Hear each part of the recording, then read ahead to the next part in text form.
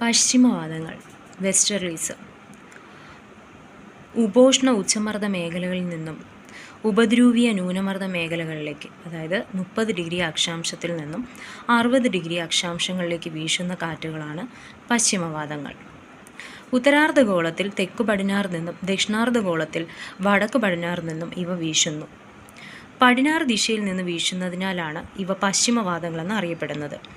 ദക്ഷിണാർദ്ധഗോളത്തിൽ വൻകരകൾ കുറവായതുകൊണ്ട് തന്നെ പശ്ചിമവാതങ്ങൾ അതിശക്തമായിട്ട് വീശുന്നു.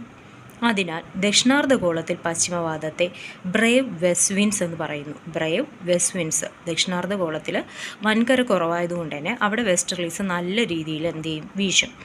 അതുകൊണ്ട് തന്നെ ആ ദക്ഷിണാർദ്ധഗോളത്തിലുള്ള വെസ്റ്റർലീസിന് എന്തെന്ന് പറയും, ബ്രേവ് വെസ്റ്റ് വിൻഡ്സ് എന്ന് പറയും.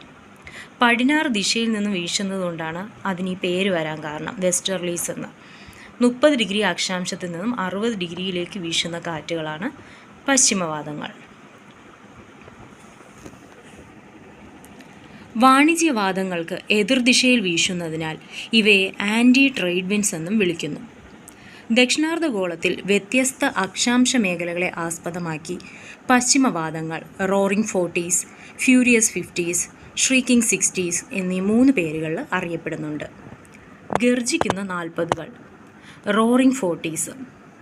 ദക്ഷിണാർദ്ധഗോളത്തിൽ 35 ഡിഗ്രിക്കും 45 ഡിഗ്രിക്കും ഇടയിൽ വീശുന്ന പശ്ചിമവാതങ്ങളാണ് റോറിംഗ് 40s.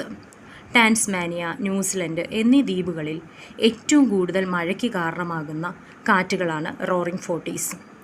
ആർത്തലയ്ക്കുന്ന 50കൾ ഫ്യൂരിയസ് 50s അല്ലെങ്കിൽ ഹൗളിംഗ് 50s. 45 ഡിഗ്രിക്കും 55നും ഇടയിൽ വീശുന്ന വെസ്റ്റർലീസ്.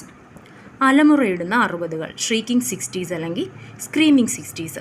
55 ഡിഗ്രിക്കും 65 ഡിഗ്രിക്കും ഇടയിൽ വീശുന്ന പശ്ചിമവാതങ്ങളാണ് ഷ്രീക്കിംഗ് 60s അല്ലെങ്കിൽ സ്ക്രീമിംഗ് 60s. അങ്ങനെ 3 തരത്തിൽ നമുക്കിതിനെ പറയാൻ പറ്റും. ആൻറ്റി ട്രേഡ് വിൻഡ്സ് എന്ന് പറയാൻ പറ്റും. ദക്ഷിണാർദ്ധഗോളത്തിൽ ഉള്ള വെസ്റ്റർലീസ് എന്ന് പറയുമ്പോൾ അതിശക്തമായിട്ട് വീശും, കാരണം അവിടെ വൻകരകൾ കുറവാണ്. അതുകൊണ്ട് അവിടെയുള്ള വെസ്റ്റർലീസിന് എന്തെന്ന് പറയും, ബ്രേവ് വെസ്റ്റ് വിൻഡ്സ് എന്ന് പറയും.